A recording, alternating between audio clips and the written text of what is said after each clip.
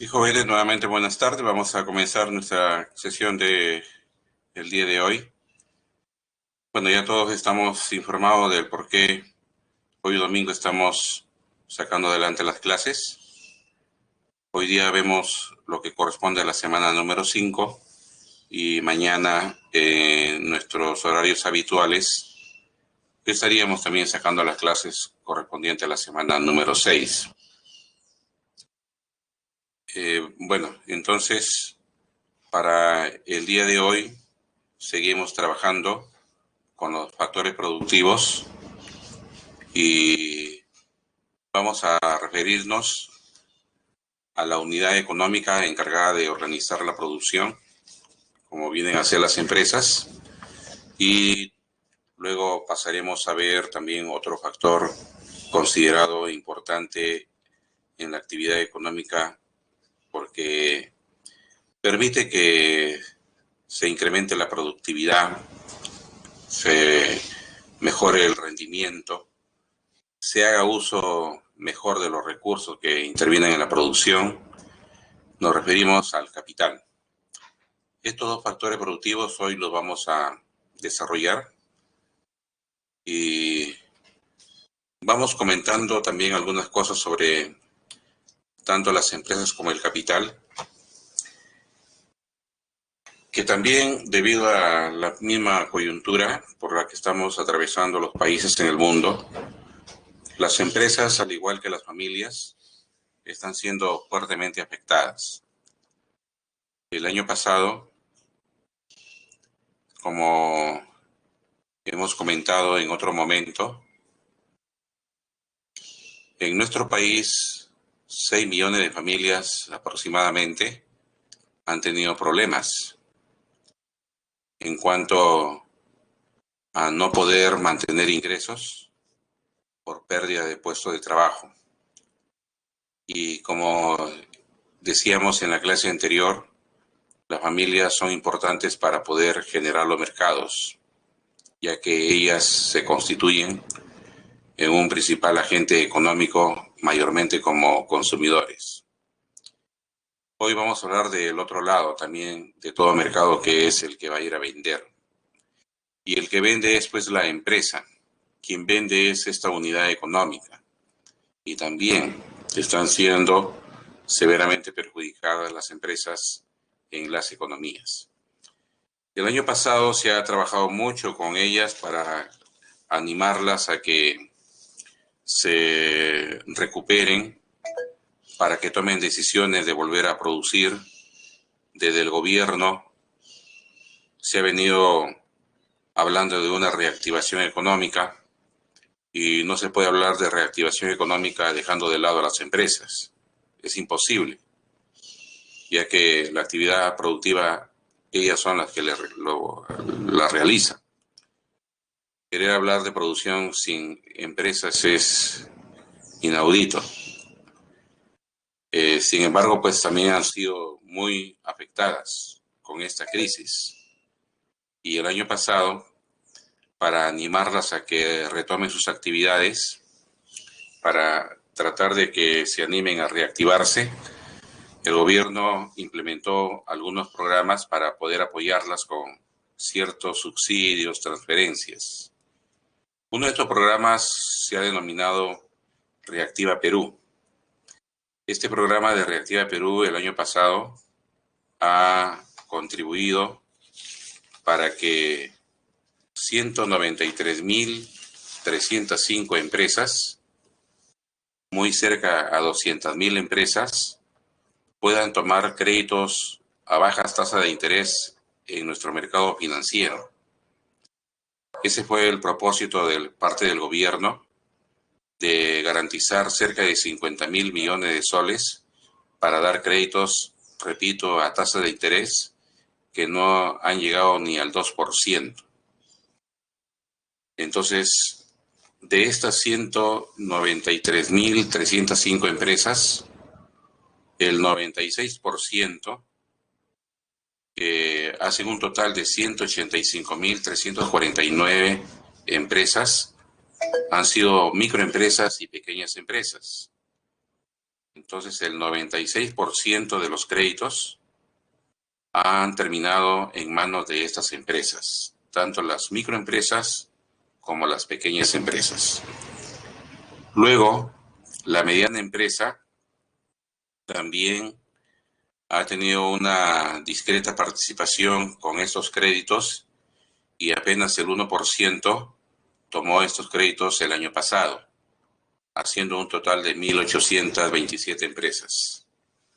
Y la gran empresa ha participado con un 3%, que hacen un total de 6.129 empresas que han solicitado estos créditos para poder reactivar la actividad económica en el país.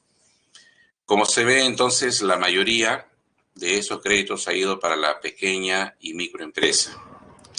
Bueno, la diferencia está que en este programa Reactiva Perú, el mayor número de empresas beneficiadas han sido micro y pequeñas.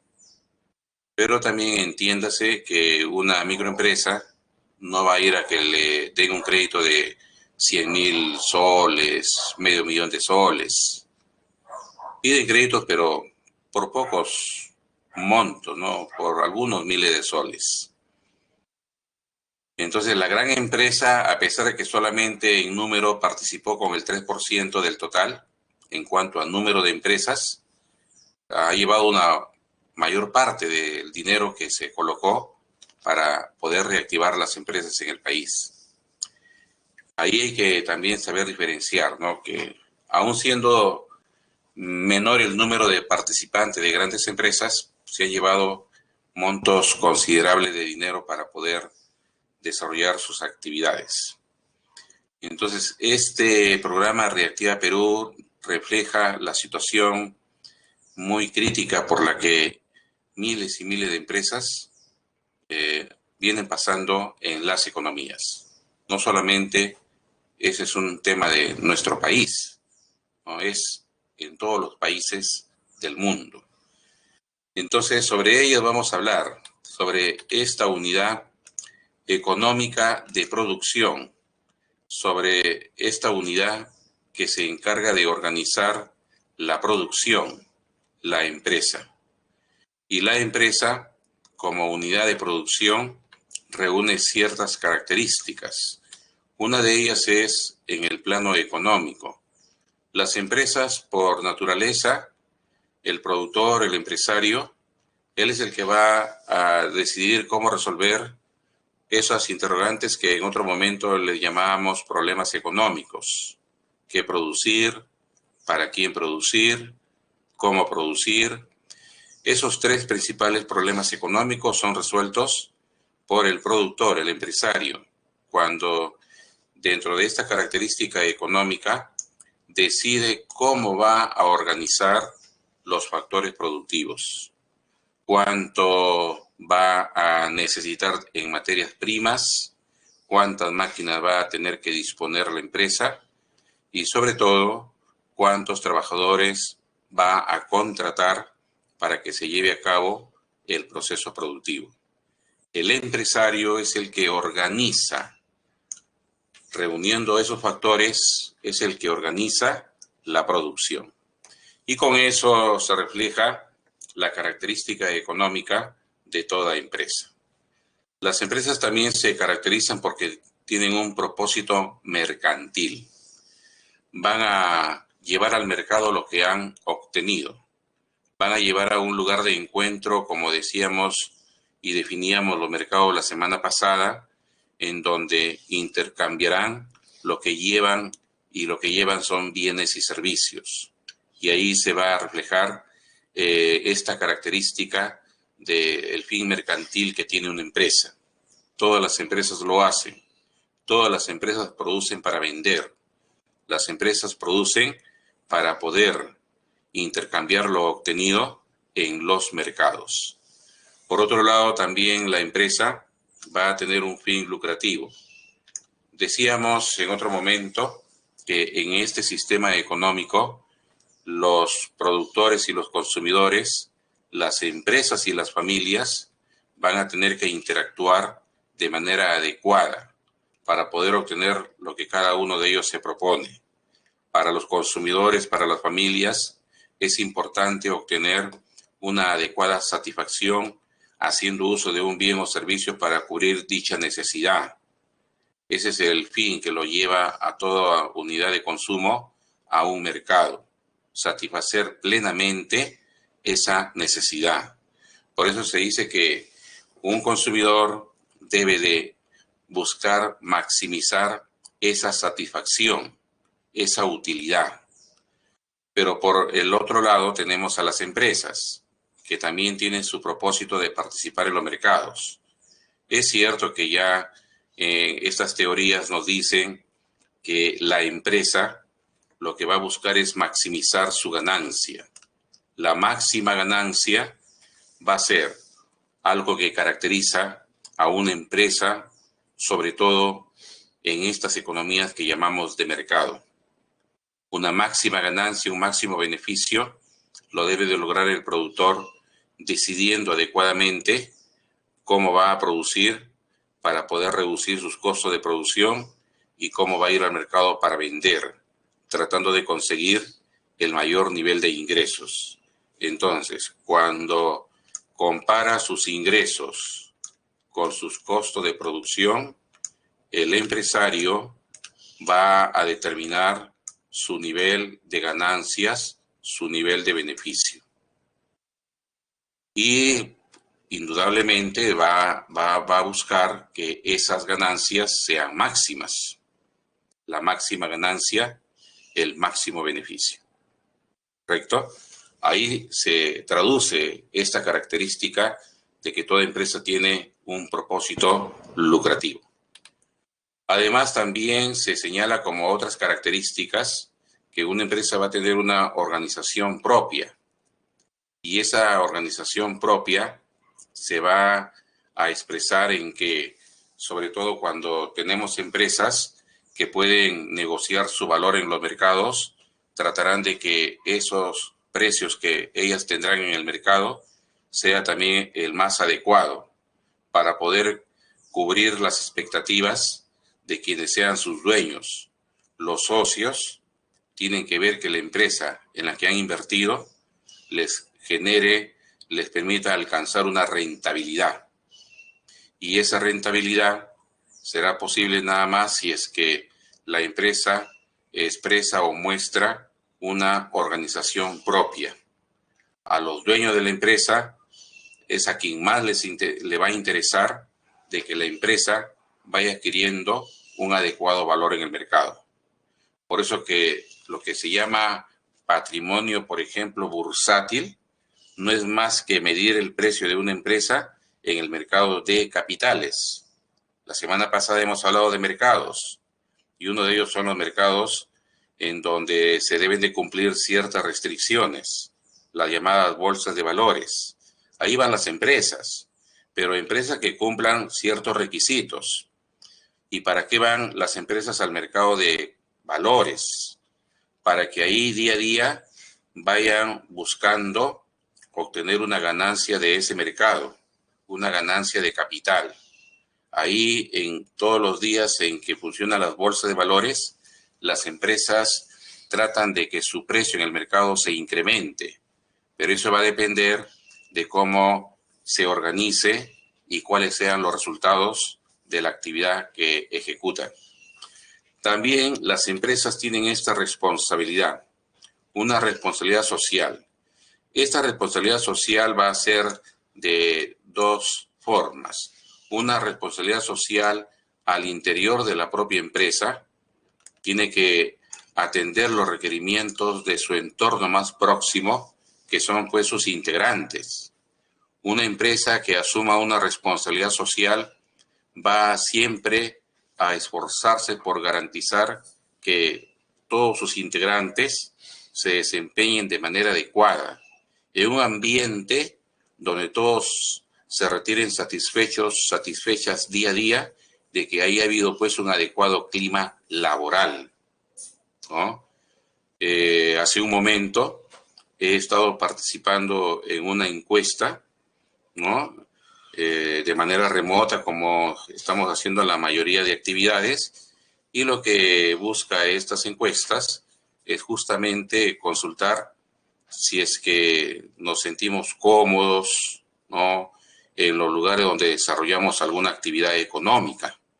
Entonces, ¿por qué? Porque eso es parte de la responsabilidad social de toda organización y más aún de las empresas. Hacer que sus trabajadores, trabajadoras se desempeñen en un ambiente agradable para poder obtener un adecuado resultado, para que se logre lo que se conoce como un buen gobierno corporativo. Y un buen gobierno corporativo son aquellas empresas que logran mantener, ¿no?, satisfechos a todos sus integrantes, generando un adecuado clima laboral. La otra parte de la responsabilidad social es la que tiene que ver ya con el propio mercado, el entorno un poco más alejado con el que toda empresa va a tener que afrontar, el entorno externo. Y el entorno externo hace que la empresa asuma una responsabilidad principalmente con sus consumidores, con sus demandantes. Una empresa responsable socialmente sabe que no debe de llevar al mercado bienes, servicios que tarde o temprano puedan perjudicar la salud y el bienestar de las personas que consumen sus bienes que ellas generan. Ese es asumir una adecuada responsabilidad, ir y llevar a los mercados por parte de las empresas productos que mejoren la calidad de vida, que mejoren las expectativas o esperanzas de vida que las personas van a tener siempre, ¿no? Por eso es que no es dable que ciertas empresas se olviden de su responsabilidad social cuando a sabiendas, porque ya la ciencia ha demostrado que, por ejemplo, ciertas bebidas que consumen muchas personas a la larga y un consumo muy reiterado, ¿no?, muy continuo, ese tipo de bebidas genera problemas en la salud de las personas, problemas cardiovasculares, problemas de osteoporosis, problemas diabéticos, ¿no? Son enfermedades degenerativas que hay personas que adquieren dichas enfermedades por el consumo excesivo de ciertas bebidas que empresas de manera irresponsable siguen colocando en los mercados. Entonces, ahí hay que también ver que no toda empresa nos garantiza que asuma adecuadamente esta responsabilidad social. Además, también vamos a ver aquí en esta parte cómo se pueden clasificar las empresas, las clases de empresas, y las empresas pueden ser clasificadas, ¿no?, desde un plano jurídico como empresas individuales o como empresas donde se requiere la participación de dos o más personas en condición de propietarias. Ya nos referimos a las sociedades mercantiles. Entonces, para hacer esta clasificación, como quiera que estamos entrando al terreno del derecho, hay que tomar en cuenta ciertos conceptos vinculados a esta ciencia y para poder tener claridad de cómo se clasifica las empresas de acuerdo a las normas jurídicas que hay en cada país. En el nuestro, aquí en el Perú, tenemos empresas individuales y empresas organizadas bajo la forma de sociedades. En el primer caso o primer bloque de empresas, tenemos a su vez dos tipos de empresas: la empresa unipersonal y la empresa individual de responsabilidad limitada. Estas empresas pueden ser conformadas por las personas naturales o inclusive por otras empresas, a las que vamos a llamar personas jurídicas. Como quiera que ya estamos lindando con el derecho, sabemos que el derecho, dentro de sus teorías, reconoce dos tipos de personas en toda sociedad. ¿Cuáles son esos dos tipos de personas para el derecho? Persona natural y persona jurídica.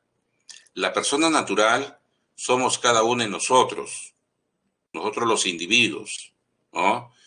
Pero la persona jurídica, para el derecho, es aquella figura jurídica que surge cuando dos o más personas deciden emprender alguna actividad de manera organizada, cumpliendo con todas las normas que el orden jurídico en un país como el nuestro establezcan. Y ahí van a surgir las denominadas personas jurídicas, como son las empresas, donde van a participar dos o más personas en condición de propietarias. Pues bien, veamos entonces este tipo de empresas en donde cuando se trata de una empresa unipersonal, aquí tenemos a una persona natural conformando este tipo de empresas. Ahora, una empresa unipersonal son lógicamente pequeños negocios. La persona que le dé constitución formal, que la inscriba en los registros de las entidades públicas como tal, asumirá una responsabilidad ilimitada.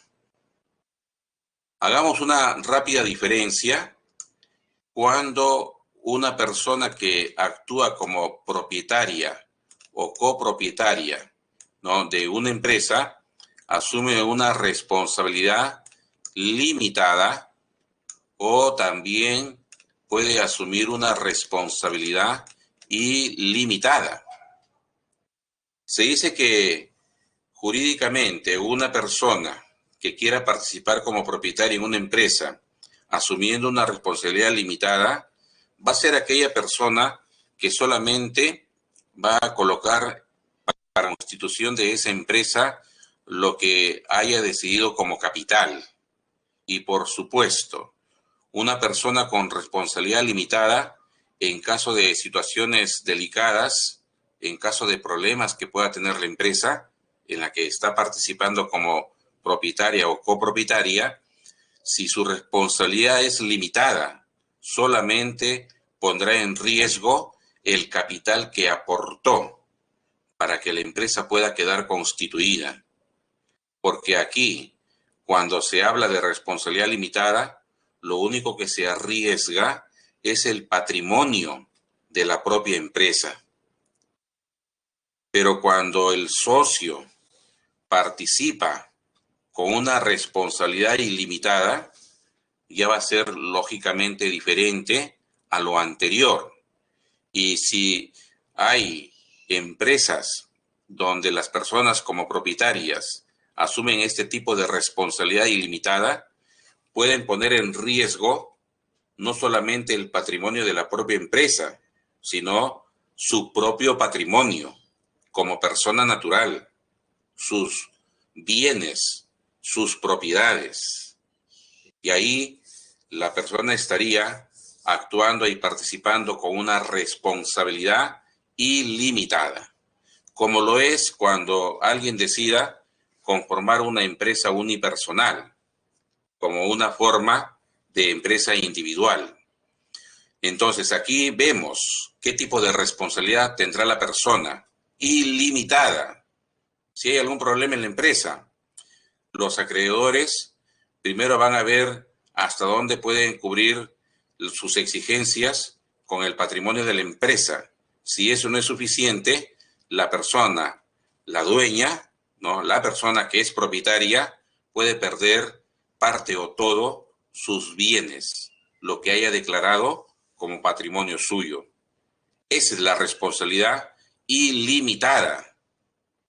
Ahora, indudablemente que las personas también podrían, de manera individual, conformar una empresa bajo esta modalidad, empresa individual de responsabilidad limitada. Acá ya está de más decir que en este caso, las personas, que puede ser una persona natural o puede ser otra empresa, la que conforme este tipo de empresas, no hay ningún problema. Una empresa puede generar otra empresa, una empresa puede crear otra empresa, lógicamente a través de sus representantes. Eso no es ningún inconveniente, no es ninguna restricción en nuestra legislación para formar empresas, en términos legales. Entonces, una empresa individual de responsabilidad limitada, aquí las personas van a tener obligaciones solamente con el patrimonio de la propia empresa. No ponen en riesgo para nada su patrimonio personal, su patrimonio como individuo, como persona natural. Luego acá también, continuando con la clasificación de acuerdo a aspectos legales, contamos con otro tipo de empresas donde el dueño o la dueña ya no es una persona natural u otra persona jurídica. Aquí estamos hablando de que van a ser muchos los dueños, ¿no? De 2 a más pueden ser los dueños en esto que ya vamos a llamar empresas constituidas como sociedades mercantiles. Entre estas sociedades mercantiles tenemos las sociedades civiles. Las sociedades civiles mayormente reúne a grupos de profesionales, generalmente de una misma especialidad, para poder dedicarse a alguna actividad económica, para poder brindar principalmente servicios. Entonces, las sociedades civiles son los tan conocidos estudios de profesionales que podrían ser ingenieros, arquitectos, obstetras, psicólogos, economistas, contadores, abogados, etc. Todas las profesiones permite la conformación de este tipo de empresas, identificadas legalmente como sociedades civiles. Estas sociedades civiles, si es que obtienen excedentes, si es que obtienen ganancias, no las van a repartir entre los dueños de la empresa, que se constituye como una sociedad civil. La ley le obliga a no repartir utilidades, ya que de acuerdo a nuestras normas que regulan la conformación y funcionamiento de los diversos tipos de empresas que permiten nuestro sistema jurídico, estas normas, estas leyes obligan, si es que se obtuvieron ganancias en alguna sociedad civil, a que ello se reinvierta, a que esas ganancias, esos excedentes, se utilicen para mejorar el servicio por parte de esta empresa, se puedan reinvertir, puedan retornar a ese mercado para que estos profesionales sigan brindando sus servicios en mejores condiciones, sus servicios sean cada vez de más calidad, etcétera. Pero no pueden los dueños repartirse esas ganancias. Es una característica importante en cuanto a aspectos legales de toda sociedad civil. A diferencia de las demás empresas en donde participan 2 o más personas como propietarias, a las que se les va a llamar sociedades mercantiles propiamente dichas, como es el caso, por ejemplo, de las sociedades colectivas. Y todas las demás sociedades mercantiles sí van a tener la posibilidad del reparto de dividendos, del reparto de ganancias, del reparto de utilidades, del reparto de beneficios, porque la ley sí lo contempla. Entonces, en una sociedad colectiva, que es una forma de sociedad mercantil, aquí vamos a encontrar algunos aspectos resaltantes de este tipo de empresas privadas, ¿no? En donde los que harán las veces de copropietarios, ese grupo de dueños de la empresa, van a tener algo que los va a caracterizar. La ley no lo exige que así tenga que ser, pero en la práctica, en el mundo real, una sociedad colectiva termina mayormente siendo organizada y también, ¿no?, generada por personas que tienen mucha confianza entre sí y sobre todo, ¿no?, personas que guarden alguna relación de parentesco.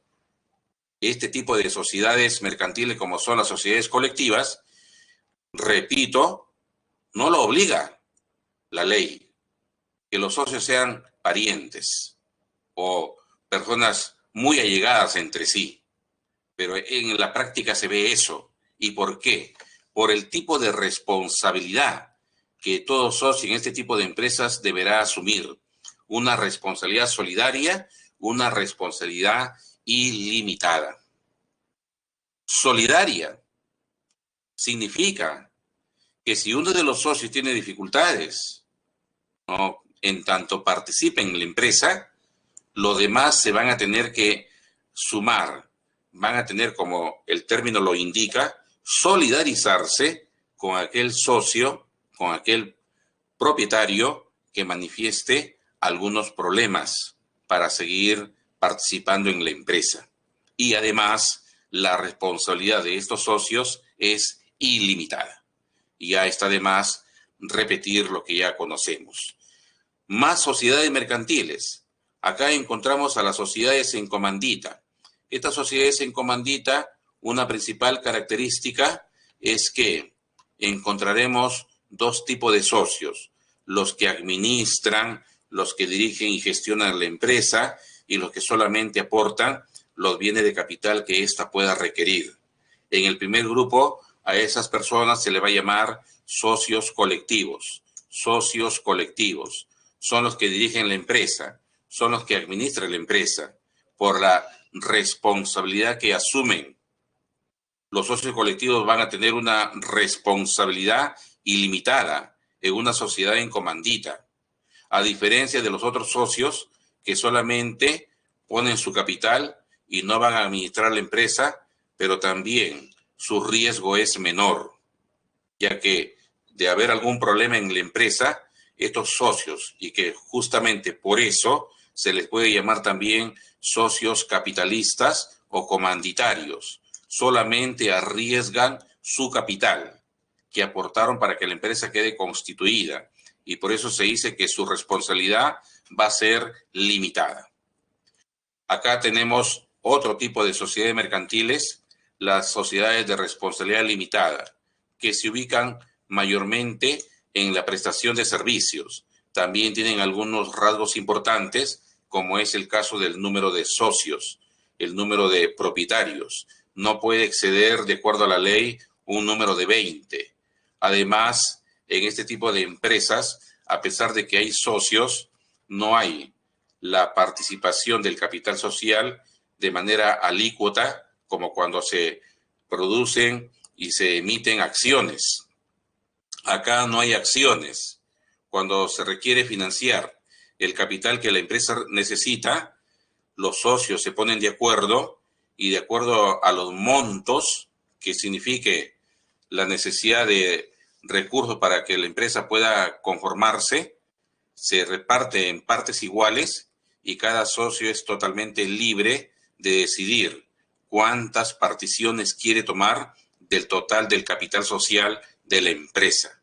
Es de la forma como participa cada uno de los socios, que, repito, según la ley, no puede exceder en un número de 20. Bueno, estas empresas que hemos comentado, tanto las colectivas, las en comandita y las de responsabilidad limitada, ya han ido perdiendo bastante protagonismo en las últimas décadas en nuestro país, desde que se iniciaron reformas en nuestra estructura empresarial allá por los años 90. Después de 30 años aproximadamente, podemos ver que en nuestro país estas empresas que inicialmente se han señalado son de poca participación. Lo que más se tiene son sociedades anónimas, que es otra forma de sociedad mercantil.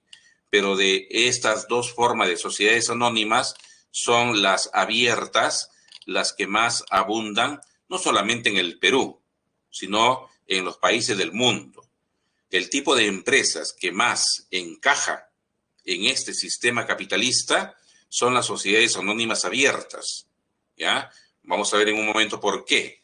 A ver, veamos entonces. Las sociedades anónimas cerradas, ¿no?, son aquellas empresas que, si bien es cierto, su capital social se constituye a través de acciones, estas acciones no van a ser negociables en el mercado de valores, que son las bolsas de valores, pero sí pueden ser transferidas de un socio a otro, previo acuerdo de las partes, y también si es que alguien se va a retirar como socio o socia de alguna de estas empresas, tiene la obligación, ¿no?, un tanto la obligación de ofertar esas acciones que va a dejar entre los socios que van a continuar.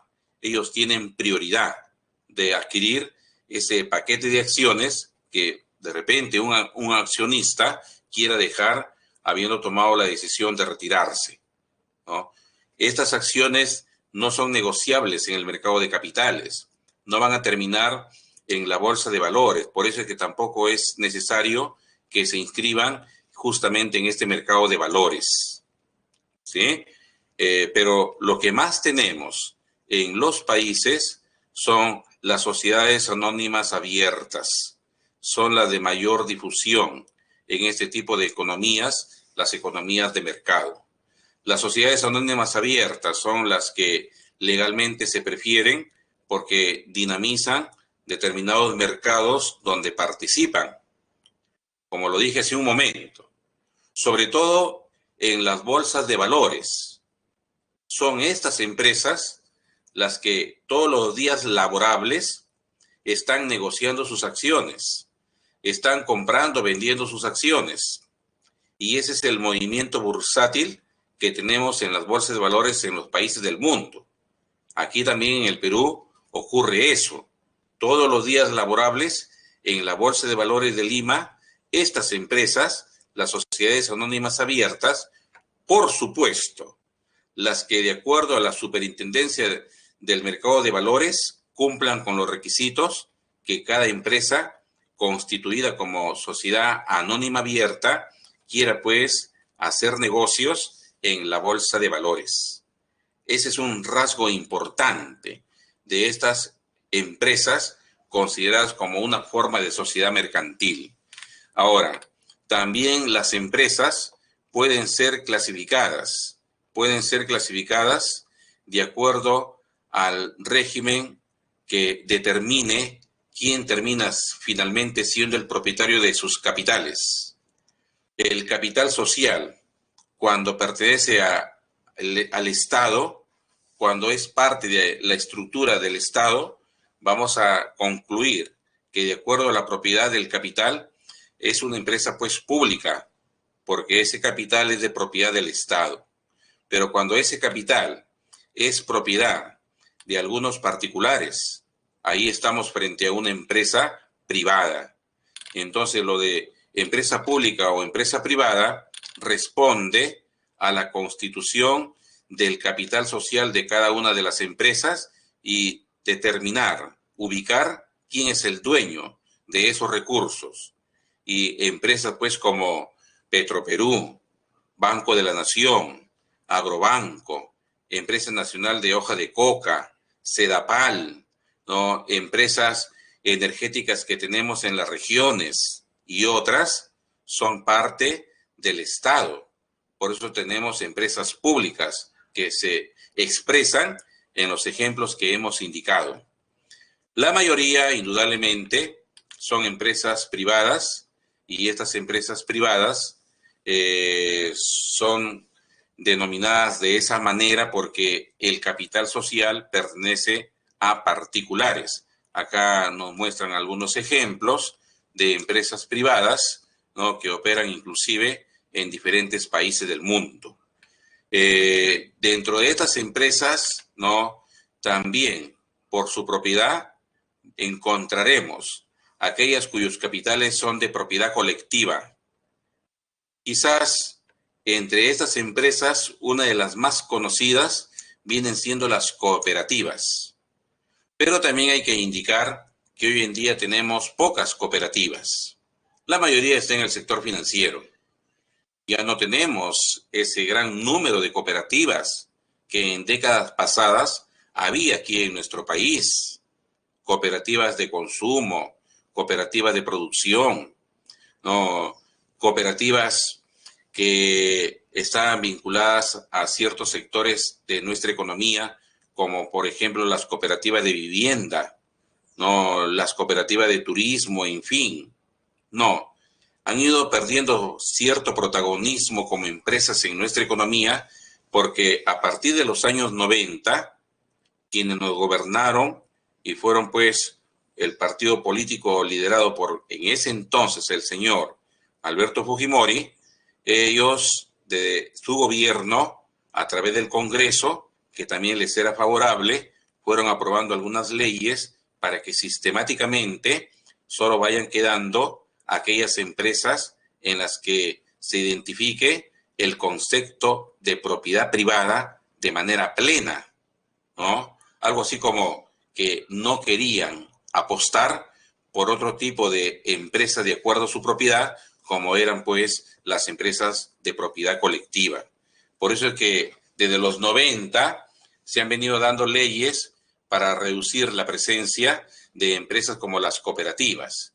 Y quedan por ahí algunas cuantas quedan, persisten en mantenerse.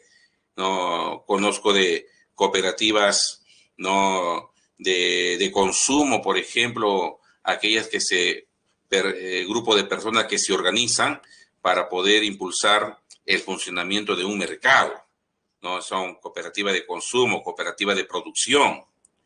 La mayoría de las que quedan, ¿no? Como le decía, están ubicadas en el sector financiero. Se estima que en todo nuestro país se tiene aproximadamente 500 cooperativas de ahorro y crédito, que son las que más persisten como formas de empresas establecidas por el tipo de propiedad sobre el capital de las empresas. Sí, aproximadamente 500 cooperativas de ahorro y crédito están ubicadas en las diferentes regiones, que son pues 25 en todo nuestro territorio del país. Ahí se concentra, insisto, el mayor número de cooperativas vinculadas al sector financiero. Se encargan de administrar el ahorro de sus propios socios, o si es que tienen también una adecuada capacidad para captar el ahorro del público en general, lo hacen. Una manera de dar ciertos incentivos a los que ahí participen es, por ejemplo, darle un crédito a los socios de la misma cooperativa a tasas de interés preferenciales, ¿no? Porque más o menos es como si se le estuviera dando un crédito al propio dueño de la empresa, al dueño de la cooperativa, ¿no? Así es más o menos como funciona la lógica de las cooperativas, del por qué a los socios le aplican, en caso de que soliciten un crédito a la misma cooperativa, le apliquen pues una tasa de interés bastante baja, una tasa de interés preferencial. Ese es uno de los principales incentivos que tienen ciertas personas para querer constituir este tipo de empresas. También las empresas pueden ser organizadas y también clasificadas de acuerdo a su tamaño. Esto ya le interesa más a la SUNAT que a alguna otra entidad pública. La SUNAT quiere identificar quiénes son los que obtienen ingresos para indudablemente aplicarle los impuestos como corresponde, ¿no? Eso es lo que aquí en el Perú y en cualquier parte del mundo es lo que se debe de dar. Toda persona que percibe un ingreso, ¿no? Sea persona natural o como persona natural representante de una persona jurídica como las empresas, deben de declarar sus actividades. Es por eso que la SUNAT tiene esa pretensión de valerse del sistema financiero, de los bancos principalmente, para identificar qué personas perciben ingresos y no los declaran y evaden el pago del impuesto a la renta. Ese es el principal objetivo de la SUNAT, ubicar a aquellas personas que siguen evadiendo sus impuestos. No, aquí y en cualquier país del mundo, todos los que percibimos un ingreso estamos en la obligación de contribuir pagando nuestros impuestos, pero a todos se les tiene que aplicar la norma por igual, no a algunos sí y a otros no, ¿correcto? Entonces, igual acá, también, esta clasificación, ¿de quién fue la iniciativa? ¿No fue de la SUNAT hace ya varios años atrás? ¿No? Entonces, la SUNAT quiere saber cómo van las ventas en las empresas y de acuerdo a los volúmenes de esas ventas ha hecho esta clasificación. Y para eso se apoya en un indicador que se va reajustando todos los años al que conocemos como unidad impositiva tributaria. Esta unidad impositiva tributaria está aumentando de un año a otro en 100 soles. El año pasado estuvo en 4.300 soles. Ya, pero sabemos que para este año 2021 la UIT ha pasado a ser de 4.400 soles. 4.400 soles es la nueva unidad impositiva tributaria para este periodo 2021. Por lo tanto, si queremos saber a cuánto equivale de que una microempresa, sus ventas anuales como máximo deben de llegar a 150 UITs, entonces, si queremos conocer el monto de esas ventas, multiplicamos 150 por 4.400 soles. Y ahí ya tenemos el dato para decir que si una empresa va a ser considerada como micro, entonces sus ventas al año no deben de pasar las 150 UITs. Una pequeña empresa, sus ventas oscilan entre 150 a 1.700 UITs. Una mediana empresa, sus ventas también en un año estará en este rango, 1.700 UIT hasta 2.300. Y las grandes empresas son las que declaran ventas por encima de las 2.300 unidades impositivas tributarias cada año.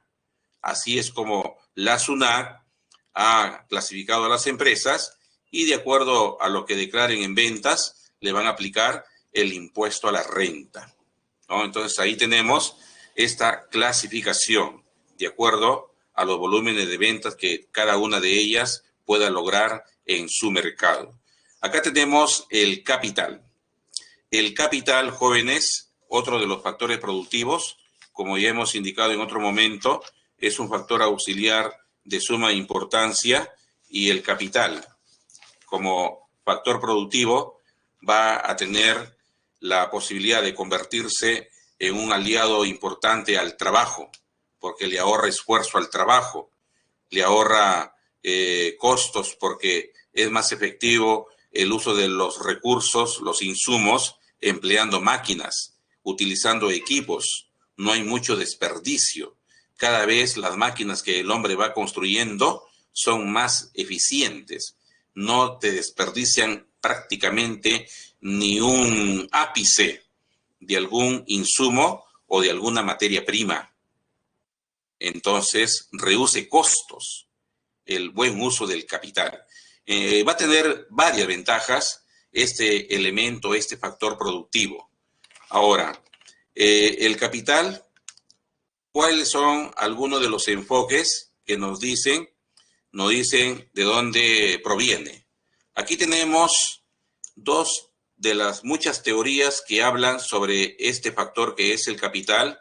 Una de ellas va a ser la teoría clásica o el enfoque clásico y la teoría marxista o el enfoque marxista. Para los primeros, ¿de dónde proviene el capital?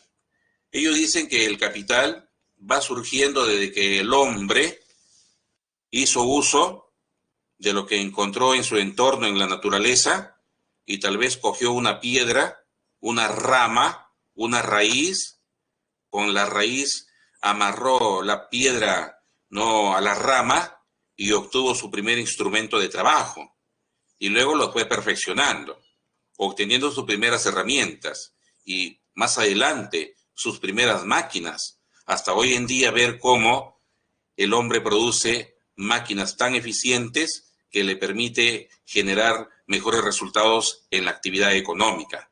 Por eso estos teóricos clásicos consideran que con mucha razón, ¿no?, el capital ha resultado de la acción que el hombre tiene sobre la naturaleza. Además, también ellos justifican la existencia del capital a los excedentes que se van obteniendo producto de la propia actividad económica. Cada vez que va mejorando la productividad del hombre en la producción, se obtienen mejores resultados y eso se traduce en un mayor excedente económico. Entonces, los clásicos justifican que el capital se ha ido, pues, con el tiempo acumulando, convirtiéndose en riqueza, ¿no?, en las economías, en los países. Por lo tanto, para ellos, el excedente económico que se obtiene en cada proceso productivo ha hecho posible que en el tiempo se pueda acumular este factor que es el capital. Por su parte, la teoría marxista sostiene que el origen del capital se debe a que los capitalistas, los empresarios, los productores, ellos, por reclamarse dueños de los medios de producción, consideran que se deben de llevar la mayor parte de la riqueza que el trabajador, la trabajadora genera. Ya hemos visto cómo el único elemento que es capaz de crear valor es el trabajo humano. Entonces, por ahí va la teoría marxista, indicando que el capital tiene su origen en aquella parte del valor que los trabajadores generan en el proceso productivo y que no se les retribuye bajo la forma de salario. Es cierto que el trabajo percibe un salario, pero de acuerdo a esta teoría, ese salario no es la totalidad del valor que el trabajador generó, es solamente una parte. Y la otra parte que ya no le pagan como salario, la teoría marxista va a denominar plusvalía.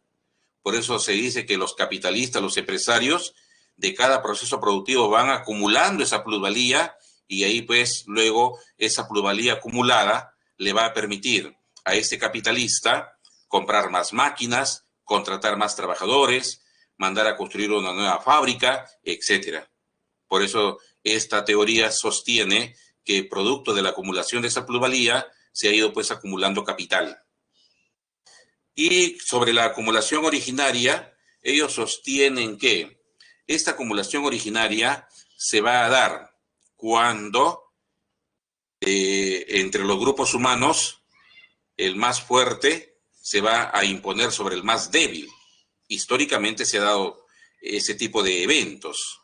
El pueblo más fuerte domina al más débil, ¿no? Y ahí, inclusive, el que demuestra mayor fuerza se va a imponer y le va a quitar los recursos al vencido, ¿no?, al que ha sido sometido.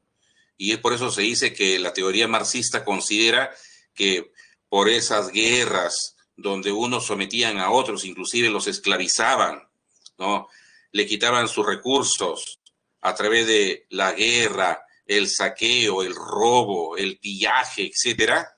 Entonces la teoría marxista sostiene que eso es lo que ha marcado históricamente el proceso de acumulación originaria de capital, ¿no? Bien, ahora, esta clasificación, enmarcándonos dentro de también estas teorías, tanto clásica como marxista, en el caso de este enfoque clásico, ellos toman en cuenta para clasificar el capital el concepto de ver si es que el elemento llamado capital rota o no rota después de cada proceso productivo. Y aquí vamos a tener los elementos que no rotan y se quedan en el mismo lugar donde se llevó a cabo la actividad. La teoría clásica le va a llamar capital fijo, las instalaciones, las máquinas, por ejemplo. Pero si los elementos entraron como materia prima y fueron transformados hasta ser convertidos en un producto acabado final con más valor, esto le van a llamar capital circulante, la teoría clásica.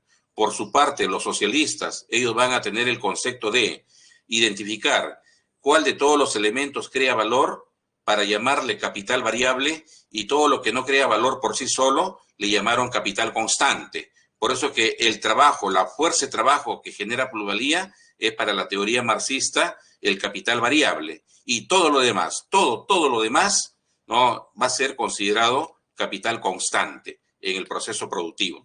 Finalmente tenemos otros tipos de capital, el capital lucrativo que se origina cuando alguien tiene una máquina y la alquila a quien sí la va a utilizar en un proceso productivo y obtiene pues solamente una renta. El capital comercial, que todos los días vemos como miles, millones de comerciantes en el mundo y aquí también en nuestro país compran a un precio y quieren vender a otro precio y eso va a generar el capital comercial. El capital financiero, que se genera por los excedentes que obtienen la actividad de los bancos y por los excedentes que obtienen la actividad de las empresas industriales. ahí se generan dos tipos de capital, el capital bancario que se suma al capital industrial y ambos van a constituir el capital financiero. Ese capital que luego vemos circula a través de los mercados financieros. Y por último tenemos lo que desde el inicio estamos comentando, que la presencia del capital va a mejorar el rendimiento de los recursos naturales porque se reducen los desperdicios, incrementa la ganancia, la productividad, reduce esfuerzo al hombre y también disminuye los costos de producción. Bien, aquí tenemos entonces las respuestas a sus cuestionarios, ¿no, jóvenes? Bueno, muchas gracias por su participación, ¿no? Valoramos su esfuerzo y de todos nosotros que hoy, siendo domingo, estamos sacando adelante este servicio. Mañana nos vemos en nuestros horarios habituales. ¿Ya? Buen día. Bueno, de lo que queda del día. Muchas gracias. Hasta luego.